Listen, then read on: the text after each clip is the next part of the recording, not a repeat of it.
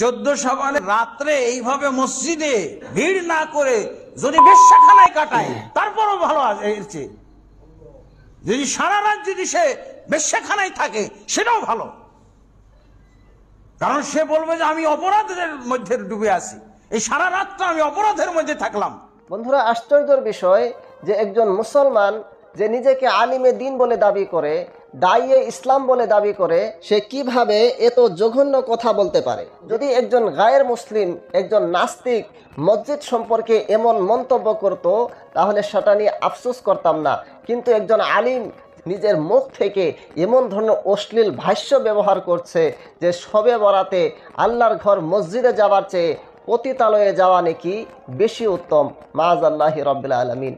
যে মসজিদ সম্পর্কে আল্লাহ রাসূল সাল্লাল্লাহু আলাইহি ওয়াসাল্লাম বলেছেন, আহাব্বুল বিলাদি ইলাল্লাহি মাসাজিদুহা, যে এই পৃথিবীর মধ্যে আল্লাহ সুবহানাহু ওয়া তাআলার কাছে সবচেয়ে প্রিয়, সবচেয়ে পছন্দনীয় জায়গাটা হয়েছে মসজিদ। তো যে মসজিদ আল্লাহর প্রিয়, আল্লাহর পছন্দনীয় জায়গা, সে আল্লাহর ঘর মসজিদকে বেশ্যাখানা বা পতিতালয়ের সাথে তুলনা করার সাহস কোনো মুসলমানের কলিজায় নাই।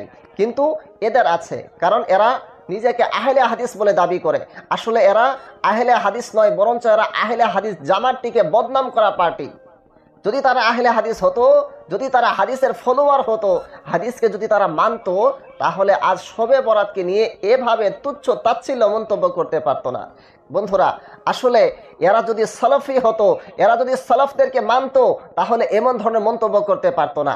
কারণ তারা সবচেয়ে বেশি যাকে আইডিয়াল বানায় তিনি হলেন ইমাম বুখারী রাহিমাহুল্লাহ তাআলা। তো ইমাম বুখারীর গুরু ইমাম ইসহাক বিন রাহুইয়া রাহিমাহুল্লাহ তাআলা এই শবে বরাতে মসজিদের সমাবেত হয়ে নামাজ পড়াকে, ইবাদত বন্দেগী, জিকির আজকার করাকে সমর্থন করতেন, যার বিবরণ হাফিজ ইবনে রজব হাম্বলি রাহিমাহুল্লাহ তাআলা তিনার কিতাব লাতাইফুল মারিফের ভিতরে বর্ণনা করেছেন।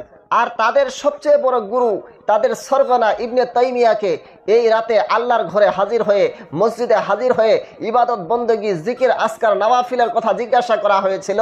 তখন তিনি বলেছেন, ফাহুয়া আহসান, এগুলো তো ভালো কাজ, নেকির কাজ, উত্তম কাজ। কিন্তু 26টা বলতেছে যে শবে বরাতের রাতে মসজিদে যাওয়ার চেয়ে, আল্লাহর ঘরে হাজির হয়ে ইবাদত বন্দেগী করার চেয়ে তার মতে নাকি পতিতালয়ে যাওয়া, বেশ্যাখানায় যাওয়া বেশি উত্তম, বেশি ভালো। মাআযাল্লাহি রাব্বিল আলামিন। বন্ধুরা, একবার ভেবে দেখুন যে এই লামাযহাবীদের চিন্তাধারা কত নিকৃষ্ট পর্যায়ের। একজন ব্যক্তি কত নিকৃষ্ট হলে এমন ধরনের মন্তব্য করতে পারে। আজ এই লোকটি এমন ধরনের মন্তব্য করে জনগণকে আল্লাহর ঘর থেকে দূরে রাখার প্রয়াস করতেছে, মানুষকে মসজিদে যেতে বাধা দিতেছে। অথচ আল্লাহ সুবহানাহু ওয়া তাআলা কুরআনুল কারীমে ঘোষণা করেছেন, ওমান আযলামু মিম্মান মানাআ মাসাজিদাল্লাহি আন ইউযকারা ফিহা ইসমুহু ওয়া সাআ ফি খারাবিহা উলাইকা মা কানা লাহুম আন ইয়াদখুলুহা ইল্লা খাইফিন লাহুম ফিদ দুনিয়া খিজিয়ুন ওয়া লাহুম ফিল আখিরাতি আযাবুন আযীম। যে তার চেয়ে বেশি জঘন্য, তার চেয়ে বড় জালিম আর কে হতে পারে যে আল্লাহর ঘরগুলোকে আল্লাহর জিকির থেকে বাধা দেয়, যে আল্লাহর ঘরে যেতে বা আল্লাহর ঘরে আল্লাহর জিকির করতে যারা মানুষকে বাধা দেয়, এবং যারা আল্লাহর ঘরকে ধ্বংসর পরিকল্পনায় থাকে, আল্লাহর ঘরকে ধ্বংস করার চেষ্টায় থাকে, যে আজ মানুষকে আল্লাহর ঘরে যেতে বাধা দিবে, আল্লাহর ইবাদত করতে বাধা দিবে, মানুষ আল্লাহর ঘরে ইবাদত করতে পারবে না, কাল সে ঘর বিরান হয়ে যাবে, ধ্বংস হয়ে যাবে, বরবাদ হয়ে যাবে। তো আল্লাহ পাক তাদের জন্য বলেছেন, লাহুম ফিদ দুনিয়া খিজিয়ুন ওয়া লাহুম ফিল আখিরাতি আযাবুন আযীম, যে তাদের জন্য এই দুনিয়ায় রয়েছে লাঞ্ছনা আর আখিরাতে রয়েছে কঠোর ও নিকৃষ্ট আযাব।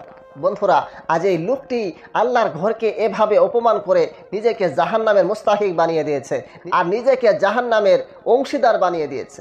বন্ধুরা, আমরা আল্লাহ সুবহানাহু ওয়া তাআলার কাছে এটাই দোয়া করি যেন আল্লাহ পাক তাদেরকে সঠিক পথে হিদায়াত দান করেন এবং কোরআন হাদিসের সঠিক বুঝ তাদেরকে দান করেন। আমিন।